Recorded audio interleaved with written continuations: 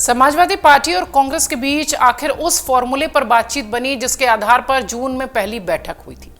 यह महत्वपूर्ण आधार था कि अगर जरूरत पड़ी तो गठबंधन के लिए एक पांव पीछे भी किया जा सकता है। आखिरकार काफी मशक्कत के बाद एक पांव वाले फॉर्मूले पर समाजवादी पार्टी और कांग्रेस ने उत्तर प्रदेश में समझौता कर लिया। समाजवादी पार्टी और कांग्रेस के बीच हुए समझौते से उत्तर प्रदेश में न सिर्फ आईएनडीआईए मजबूत हुआ बल्कि छिटके हुए और कमजोर गठबंधन की गांठ को भी मजबूत होने के आसार मिले। समाजवादी पार्टी से जुड़े सूत्र कहते हैं कि अखिलेश यादव जल्द ही पश्चिम बंगाल में टूटे कांग्रेस और तृणमूल कांग्रेस के गठबंधन को जोड़ने की कवायद करेंगे, जबकि राज्यसभा के चुनावों के बाद अखिलेश यादव और प्रियंका उत्तर प्रदेश में एक मंच साझा करने की तैयारी में है। उत्तर प्रदेश में समाजवादी पार्टी के साथ कांग्रेस के हुए गठबंधन से अब बिखरे हुए आईएनडीआईए गठबंधन समूह को मजबूत करने की उम्मीद दिखाई पड़ रही है।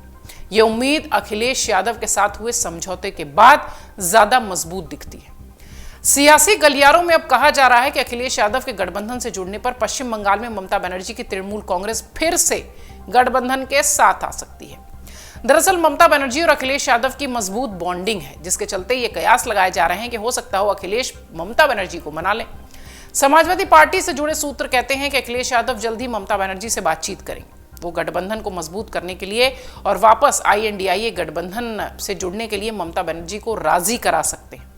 समाजवादी पार्टी से जुड़े एक वरिष्ठ पदाधिकारी बताते हैं कि अब जब कांग्रेस और समाजवादी पार्टी का समझौता हो ही चुका है तो ऐसे में गठबंधन के उन सभी दलों को एकजुट होकर चुनाव लड़ना चाहिए। इस प्रयास में समाजवादी पार्टी के मुखिया अखिलेश यादव महत्वपूर्ण भूमिका निभा सकते हैं। अखिलेश यादव सिर्फ पश्चिम बंगाल में ममता बनर्जी की तृणमूल कांग्रेस ही नहीं बल्कि आम आदमी पार्टी में भी मजबूत समझौते की कड़ी बन सकते हैं। हालांकि आम आदमी पार्टी ने पंजाब में अलग चुनाव लड़ने का ऐलान किया है, जबकि दिल्ली में हुई कांग्रेस और आम आदमी पार्टी के बीच बातचीत में कोई जो सीटों के जो शेयरिंग है वो लगभग होती दिखाई पड़ती है। और अब देखिए दिल्ली में कांग्रेस और आम आदमी पार्टी के बीच बात बनती दिखाई पड़ रही है।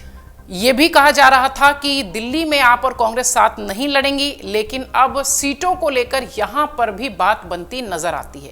यानी कि अखिलेश जो है वो अरविंद केजरीवाल को भी या आम आदमी पार्टी को भी मनाने की कोशिश में है, ऐसी खबरें हैं। हालांकि आम आदमी पार्टी को अभी पंजाब में जिस तरीके से भगवंत मान की तरफ से ऐलान हुआ था उसे लेकर कांग्रेस और आम आदमी पार्टी के बीच की जो तल्खी है वो अखिलेश दूर कर पाते हैं या नहीं, ये देखने वाली बात होगी। फिलहाल सियासी जानकारों का ये मानना है कि जिस तरीके से उत्तर प्रदेश में समाजवादी पार्टी का कांग्रेस के साथ गठबंधन हुआ है, अगर इस पैटर्न पर एक एक कदम पीछे करके रास्ता निकाला जाए तो बातचीत संभव है। समाजवादी पार्टी के पूर्व मंत्री राजेंद्र चौधरी कहते हैं कि कांग्रेस और समाजवादी पार्टी का हुआ गठबंधन सभी दलों को मजबूती से जोड़ने का भी पूरा प्रयास करेगा। राजेंद्र चौधरी कहते हैं कि अगर कमजोर पड़े आईएनडीआईए में समाजवादी पार्टी के मुखिया अखिलेश यादव और कांग्रेस उत्तर प्रदेश की तरफ मिलकर समाधान निकाले तो गठबंधन फिर से मजबूत होने की संभावनाओं पर बढ़ जाएगा। समाजवादी पार्टी और कांग्रेस के बीच हुए समझौतों में अब कांग्रेस उत्तर प्रदेश में 17 सीटों पर चुनावी मैदान में है। समाजवादी पार्टी के राष्ट्रीय प्रवक्ता और पूर्व मंत्री राजेंद्र चौधरी ने यह भी कहा कि जो तय हो गया है अब उस पर दोनों दल उत्तर प्रदेश में मजबूती से सियासी मैदान में उतर चुके हैं। उनका कहना है कि राहुल गांधी की भारत जोड़ो यात्रा अखिलेश यादव के साथ होगी आगे की, और समाजवादी पार्टी का पुराना जो पूरा कुनबा था वो उनके साथ कंधे से कंधा मिलाकर चलेगा। राजेंद्र चौधरी के मुताबिक अखिलेश यादव कांग्रेस के प्रमुख नेताओं में के साथ न सिर्फ संयुक्त सभाएं करेंगे बल्कि गठबंधन के लिए वोट भी मांगेंगे। वो ये भी कहते हैं कि राज्यसभा के चुनाव के बाद संयुक्त रैलियां होंगी जिसमें न सिर्फ कांग्रेस की सीटों पर समाजवादी पार्टी के नेता जाएंगे बल्कि समाजवादी पार्टी को मिली सीटों पर कांग्रेस के नेता भी मजबूती के साथ प्रचार करेंगे। लोकसभा चुनाव के लिए आईएनडीआईए गठबंधन में सीट शेयरिंग बड़ा मुद्दा बनता दिखाई पड़ रहा है। दिल्ली, यूपी, पंजाब, पश्चिम बंगाल में कांग्रेस और टीएमसी के बीच सीट शेयरिंग का लफड़ा है, विवाद है।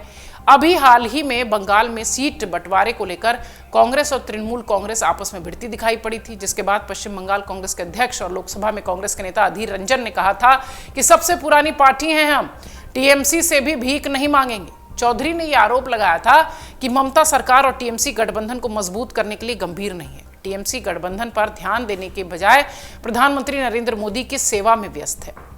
ममता बनर्जी खुद को ईडी और सीबीआई के चंगुल से बचने के लिए पीएम की शरण में जा रही हैं, इस तरीके की बात ये कही जा रही थी। और ये भी दावा किया गया कांग्रेस की तरफ से कि कांग्रेस बंगाल में काफी मजबूत है, हमें अधिक सीटें नहीं चाहिए। अधीर रंजन चौधरी ने ये बात कही थी। अधीर रंजन ने यह भी कहा था कि ममता बनर्जी को चुनौती देता हूं कि लोकसभा में वो बहरामपुर से उनके खिलाफ चुनावी मैदान में उतर कर दिखाए। फिलहाल उत्तर प्रदेश में तो सपा कांग्रेस साथ दिखाई पड़ती है, दिल्ली में भी बात बनती नजर आती है। अब क्या इससे INDIA गठबंधन मजबूत होगा, यह बड़ी बात है। कांग्रेस के तमाम नेताओं का और समाजवादी पार्टी के तमाम नेताओं का यह दावा है कि निश्चित तौर पर अगर ममता बनर्जी को भी अखिलेश यादव मनाते हैं तो उससे INDIA गठबंधन को भी फायदा होगा और लोकसभा चुनाव में एक छाते के नीचे मजबूती से सभी विपक्षी दल खड़े होते दिखाई पड़ेंगे। अगर आप ये वीडियो YouTube पर देख रहे हैं तो हमारे चैनल को सब्सक्राइब करें और बेल आइकन को दबाना ना भूलें। अगर आप Facebook पर ये वीडियो देख रहे हैं तो हमारे पेज को लाइक करें।